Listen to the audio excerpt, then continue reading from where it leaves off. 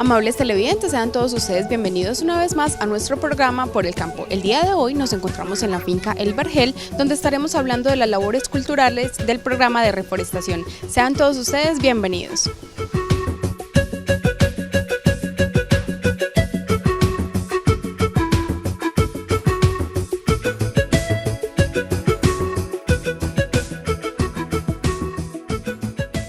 Bueno, y para dar inicio al programa del día de hoy nos encontramos con Paola Usme, quien es la asistente técnica, y con Víctor Osorno, quien es el coordinador del programa.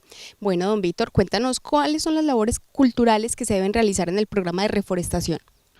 Lorena, buenos días, primero que todo. Cuando hablamos de reforestación, lo primero que tenemos que tener en cuenta es la ubicación del lote. Tenemos que mirar muy bien la finca que tenemos, el terreno que tenemos, y buscar un lote que por su ubicación nos permita el día de mañana poder sacar la madera fácilmente, que el lote sea carreteable o que tenga una forma de acopiar la madera que sea en un lugar cercano, porque también podemos utilizar unos sistemas de aprovechamiento que tal vez más adelante veamos, que son aprovechamiento con cables o con mulas. Bueno, hay diferentes tipos, pero el primer paso es ubicar un lote que sea apto para reforestación. Es muy común que en las zonas cafeteras los lotes que se usen para reforestación sean los que son marginales para café, es decir, o los filos de las fincas o los huecos, donde es más difícil sacar la madera, donde es más difícil llevar el abono, donde es más difícil realizar todas las actividades. Donde son lotes menos accesibles. Porque son los lotes que el caficultor no usa para sembrar café. Sí. Así tenemos algunos proyectos, no es lo ideal. Hoy estamos en un proyecto que tiene un sistema de carreteras muy cercano, muy bueno, muy cerca de la vía principal. Sí. Y con un potencial muy alto. Estos fueron lotes que eran antes usados en potrero. Sí. Estamos dándole un uso al suelo mejor y menos dañino ambientalmente que el del potrero. Bueno, Paola, cuéntanos cómo es el proceso de consecución de la semilla. Bueno, Lorena, buenos días. Muchas gracias otra vez por invitarnos acá a tu programa. Nosotros conseguimos la semilla que traemos para el programa KFW, la traemos de un vivero certificado de Cartón de Colombia, que es donde pues conseguimos pues sí, toda la semilla que sea certificada. Entonces en este momento la estamos trayendo de allá. Traemos también nogales y otras especies que conseguimos en viveros de la zona, donde también certificamos la semilla. Sí. Cuéntanos, después de ya tener la semilla, ¿qué proceso continúa? Sigue entonces la preparación del terreno. Como dijo Víctor, pues nosotros antes de que las personas se inscriban con nosotros, vamos, les hacemos la visita para ver si los lotes son aptos para la siembra. Y ya empezamos pues como a aconsejar sobre la preparación. ¿La preparación en qué consiste?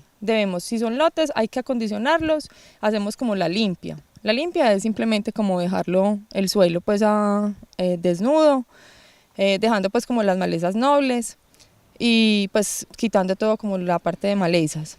Después de la limpia hacemos el trazo, que nosotros sembramos a 3 por 3 metros, entonces hacemos el trazo a 3 metros, el ahollado y posteriormente la siembra. Bueno, ya tenemos la semilla y ya tenemos la preparación del suelo. Don Víctor, ¿qué proceso continúa? Bueno, antes de hacer los anteriores procesos, nosotros debemos determinar qué especie vamos a sembrar. Sí. Y ante eso nosotros tenemos un abanico que no es muy amplio porque por la oferta ambiental de la zona y también por la disponibilidad de material certificado que tiene Cartón de Colombia. Entonces básicamente estamos trabajando con pinos de diferentes variedades, sí. Eucaliptus grandis, que es el que llaman eucalipto rojo, que es el que hasta la fecha nos ha dado mejor desarrollo en su forma, en lo cilíndrico que tiene el tallo, en la zona.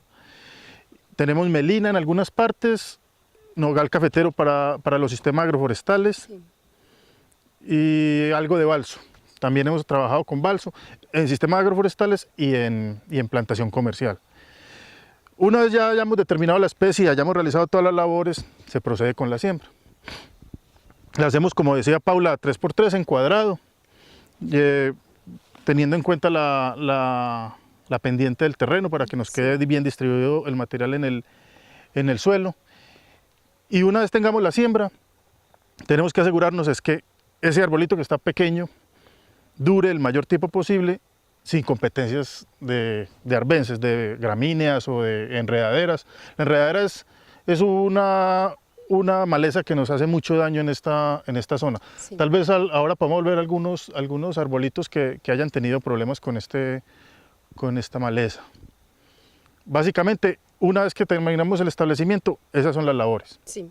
Hay que realizar una fertilización por ahí al mes, 2 meses de haber hecho la siembra, ojalá después de haber hecho un análisis de suelos. Bueno, don Víctor, yo soy la dueña de la finca. ¿Yo puedo decir o decidir acerca de la variedad que quiero sembrar en mi finca o solamente, o sea, o es por asesoría técnica de ustedes? Pues básicamente nosotros hacemos la visita y te decimos, estas son las especies que te van a funcionar en el lote tuyo. Sí. Esta tiene estas ventajas, el turno es el corte final, hasta cuándo se hace el corte final. Entonces esta tiene un turno más largo que el otro y el propietario decide qué especie quiere y dependiendo de muchas circunstancias. Hoy en día de la especie y de la variedad que se siembren depende mucho el precio final de la madera que usted vende. Claro. Porque igual no todas las especies ni las maderas se pagan al mismo precio. Sí. Aunque hoy en día, pues como hay tan poquita oferta, casi todas las maderas son viables de venta. Muy bien. Paola, cuéntanos, ya nos hablamos de la semilla, del proceso del terreno. Ahora don Víctor nos comentaba acerca del proceso de fertilización. Cuéntanos un poco más de esto. Bueno, la fertilización generalmente la hacemos en el momento de la siembra, pues, o sea, uno puede escoger pues como el tipo de fertilización. Sí. Muchas fertilizaciones se hacen en el momento de la siembra, se incorpora el fertilizante al hoyo. Posteriormente hacemos unas refertilizaciones que ya dependen, como dijo Víctor, de los análisis de suelos, que el análisis de suelos básicamente nos dice qué es lo que necesitamos dependiendo de la especie que escojamos. Entonces la fertilización se hace de acuerdo a eso. Puede ser después de la siembra, entonces se hace a los 2 meses, luego se refertiliza a los 6 y luego al año. Pero eso depende de las condiciones también de lluvia y, como te digo, del análisis de suelos. Usted nos hablaba ahorita mucho de las densidades de siembra también. ¿Qué otras densidades hay? No, pues densidades, o sea, uno puede sembrar a lo que quiera. Sí. Pero de acuerdo pues a estudios que han realizado pues empresas que llevan mucho tiempo en investigación acerca pues de la mejor producción de madera, se siembra 3x3, que son 1111 árboles por hectárea. También se está acostumbrando últimamente a sembrar más denso, más o menos 1600 árboles por hectárea. Sí. Eso es como lo que más se recomienda.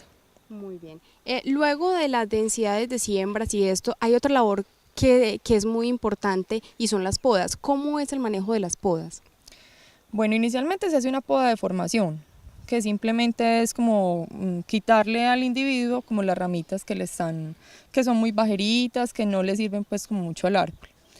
Y posteriormente se hacen otras podas que es para mejorar la calidad de la madera, que ya es cuando los árboles están más adultos.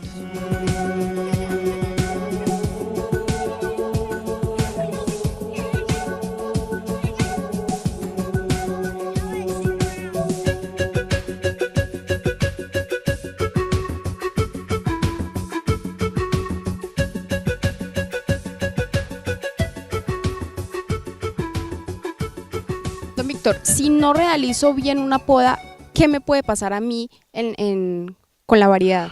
Es muy común que en Antioquia se hayan establecido muchas plantaciones y las hayan dejado en el tiempo para volver a los 20 años a ver qué sacan, claro, sin realizar ninguna labor. Uno realiza las podas principalmente con el fin de obtener una buena calidad de madera final, es decir, una madera lo más libre de nudos posible. Sí. Cuando uno hace una poda y elimina la rama, se asegura que que el diámetro de ahí en adelante va a estar libre de nudos y que en el punto donde hicimos el corte, el nudo que va a quedar va a ser un nudo limpio y sano. Porque si dejamos tocones, como vamos a ver ahora, al árbol crecer en diámetro se va a chupar ese tocón. Y cuando hacemos los cortes de la madera y los dimensionados en aserrío, son los nudos que van a quedar muertos, que cuando le hacemos así a la tablilla queda el hueco en el nudo.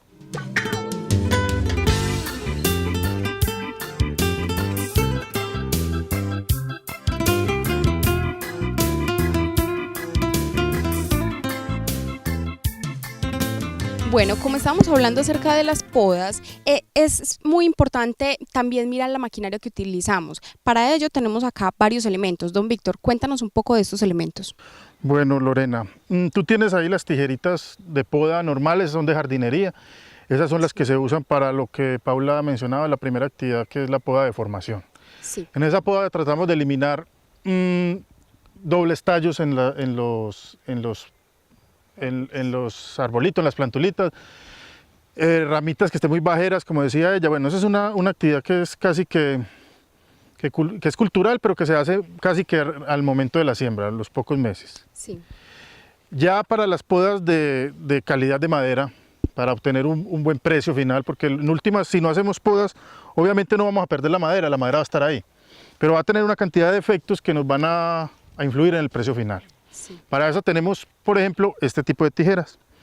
Esta es una tijera que nos permite llegar a alturas importantes y alcanzar la altitud de poda que necesitamos. En cuanto a la altitud de poda, lo que buscamos es tratar de tener el menor número de nudos o ramas cuando hacemos la poda de 10 centímetros de diámetro en adelante. O sea, cuando el árbol nos alcance siquiera los 10 centímetros de diámetro, o sea, de lado a lado, de ahí para adelante no deberían haber ramas. Ahora lo vemos en un ejercicio práctico. Muy bien, Paola. ¿Y tu elemento en qué consiste? Bueno, esta es una cequeta, ¿cierto? Que es como el instrumento pues más utilizado creo que acá en el suroeste. Y como dice Víctor, esta también sirve pues para los individuos adultos. Y no, es simplemente, es muy sencillo pues de manejar. Okay. Lorena, estas herramientas no son las únicas. Sí. Esta misma cegueta la hay con una extensión para llegar más lejos. Están también las mismas ceguetas de soqueo, que en la zona son muy conocidas, las de soqueo de café, y hay maquinaria como motosierras pequeñas que llegan a sitios altos con extensiones. Sí. Ya son más usadas en plantaciones industriales. Sí. Entonces, si nosotros aquí tenemos plantaciones grandes, en la zona, como veíamos en el otro programa, tenemos cerca de 4.500 hectáreas, pero todavía somos muy pequeños. O sea, para una empresa reforestadora considerarse siquiera grande, estamos hablando de más de 10.000 hectáreas. Bueno, pues como usted nos acaba de decir, no somos tan grandes, pero yo en mi finca tengo varias hectáreas. ¿Y dónde puedo conseguirlas? ¿Las puedo conseguir normalmente en cualquier...? Sí, en el comercio de Bolívar están Sí. en todas partes. No este mismo tijerón, pero hay otro un poquito más livianito que tiene una extensión muy bueno. Son de precios cómodos. Un tijerón de esos debe estar valiendo 60.000 pesos máximo. Sí. Las ceguetas mucho más baratas y esas Sí. pues ni se diga. Motosierras hemos usado en algunas plantaciones, más por el rendimiento que quiere el caficultor en esa época o por la disposición de mano de obra, que entonces Sí. nos exige mecanizar la labor. Sí. Pero básicamente las hacemos con herramientas de mano. O sea, Muy maquinaria no estamos usando prácticamente en ninguna parte.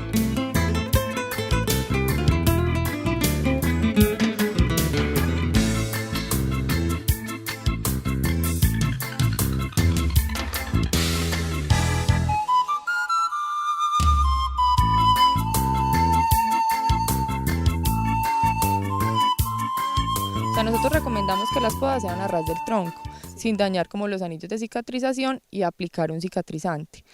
Si yo dejo los tocones, o sea, no lo hago a ras del tronco, entonces lo que va a pasar es que el individuo va a empezar a crecer y se van a formar unos nudos muertos, que los nudos muertos son los que dañan la calidad de la madera.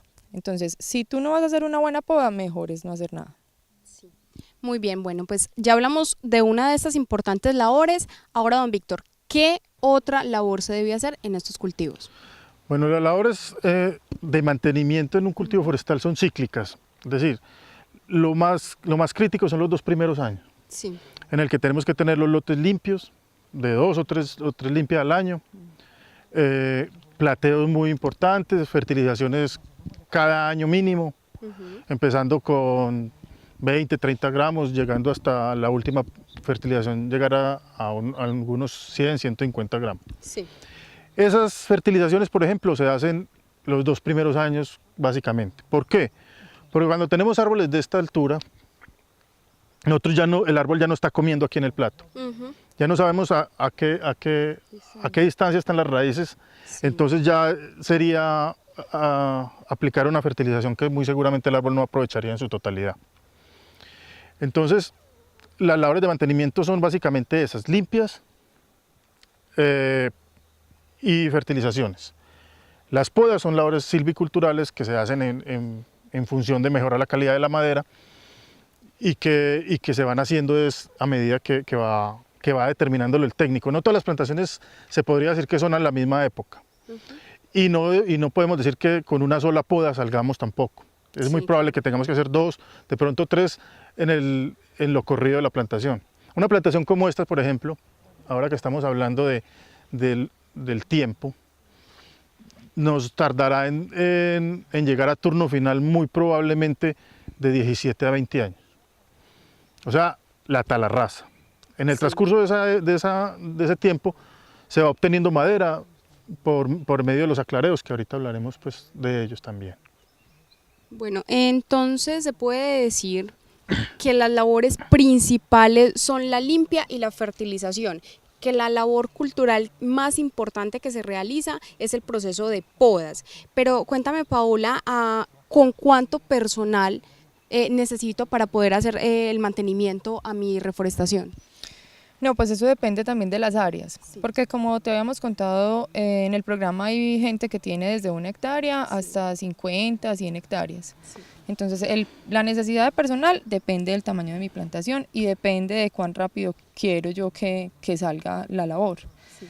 Pero, por ejemplo, en una poda generalmente se utilizan 3 personas, en una entresaca pueden ser cuadrillas de 5 personas. Sí. Entonces cada labor depende del número de personas que necesitamos.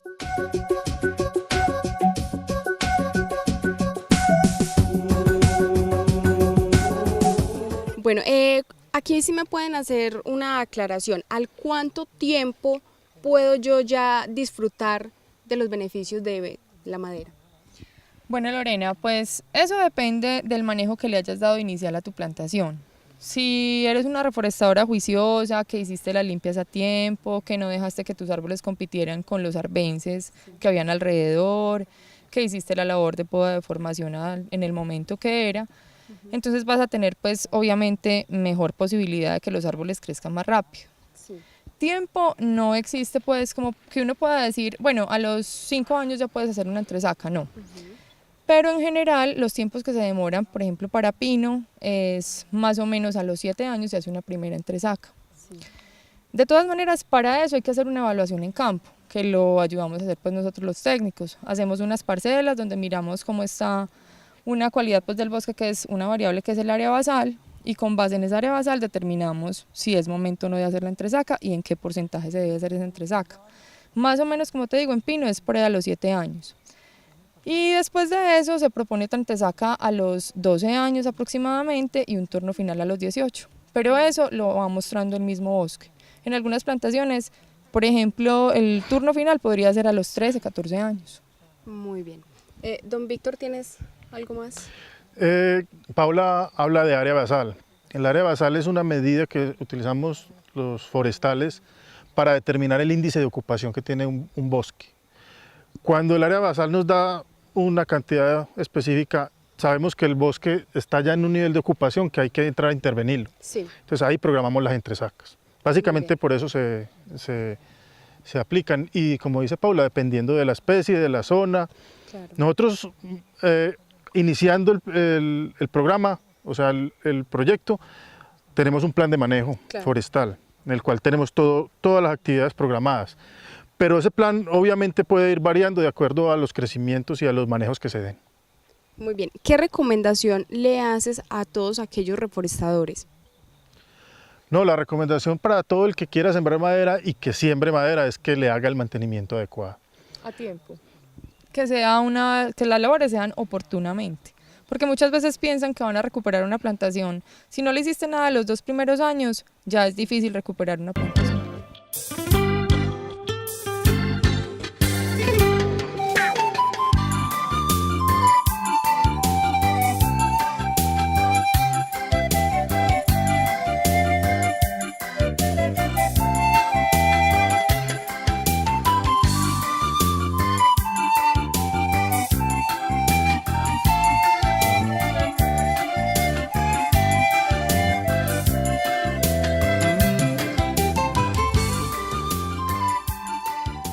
Bueno, muchísimas gracias a ustedes, al comité, por acompañarnos y asesorarnos en estos temas. Gracias a ti, Lorena, por permitirnos estar acá. Bueno, los esperamos que sigan por acá contándonos estas novedosas cosas que están iniciando en el comité. Lorena, no, muchas gracias a ustedes por la divulgación que tienen de nuestros programas. Y sí, seguramente estaremos haciendo algunos otros programas, tenemos todavía muchas actividades que no hemos mostrado. De todas maneras, muchísimas gracias por compartir esta información para todos nuestros televidentes.